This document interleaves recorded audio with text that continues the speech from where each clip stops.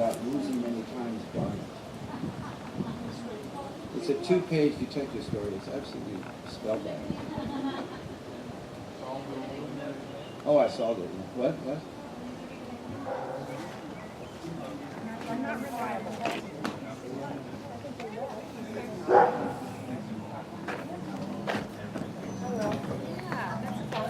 They're not home? I don't think so. Went over there and knocked. Oh, you just, nobody answered when the dog got worse. Big house. Big house. Yeah. Children.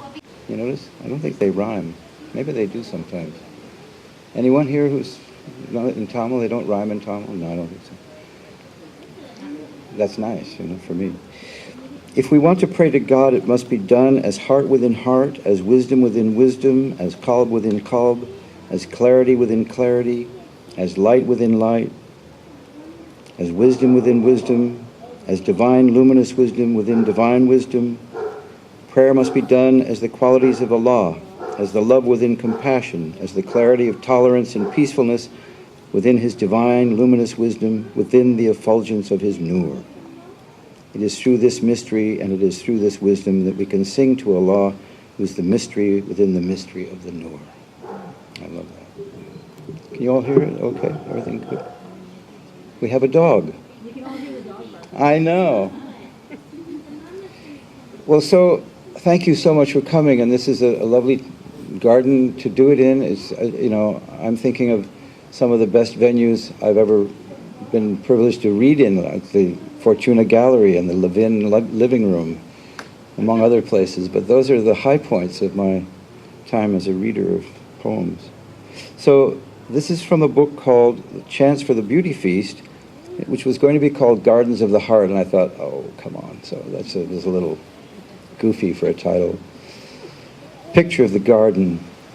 This is the first poem in the book.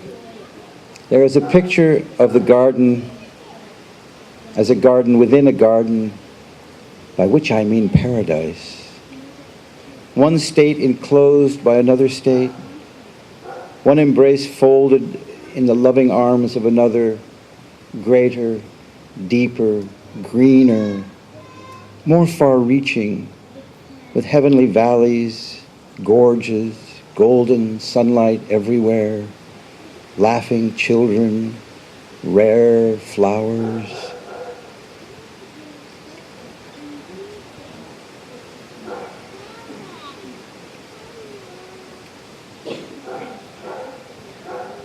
When you read outside, you get, life sounds.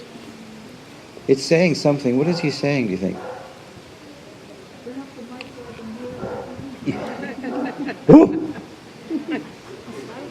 Yeah, that ought to tell him.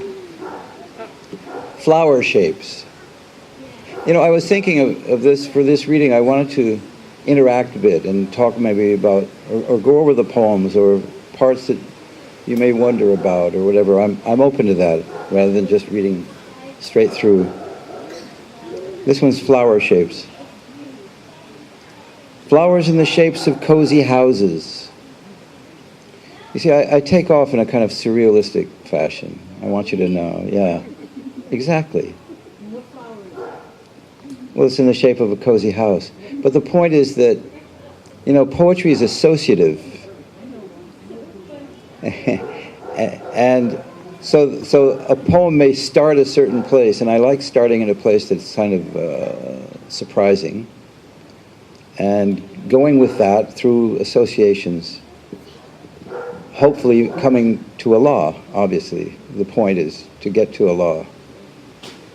Flowers in the shapes of cozy houses, fountains in the shapes of windows opening onto gardens, roadways over bridges in the shape of prancing white horses, bridges leaping over gurgling streams in the shape of two people in love, gazing into each other's eyes over tea and cucumber sandwiches, esplanades in the shape of classical German literature,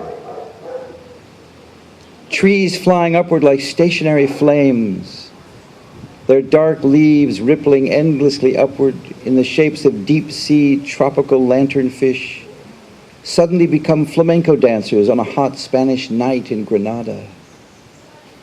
The garden itself, in the shape of a heartbeat, all alone over the edge of the world, face to the black night.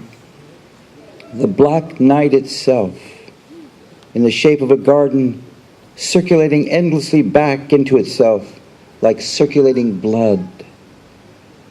Eyes and faces of children from the subcontinent or from Madagascar, surrounded by exotic vegetation. The moment in which the garden is glimpsed in the shape of all those missed opportunities, or in the shape of a sudden breakthrough in the heart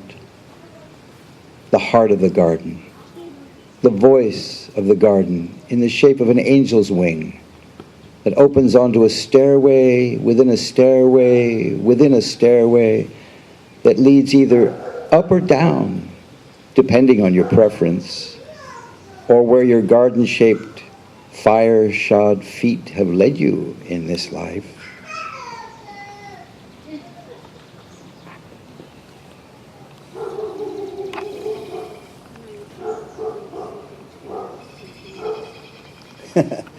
Myra says my title could be CHANCE, chance. Yes, chance for the beauty feast. Get your chances today. And he was, for those who know about American poetry, he was living in the house that Robert Creeley had lived in before. Interesting, huh? He did make a lot of beautiful music there, he said. Correspondences. Now, correspondences, there's a beautiful poem by Baudelaire in French called Correspondences, in which he talks about going into a...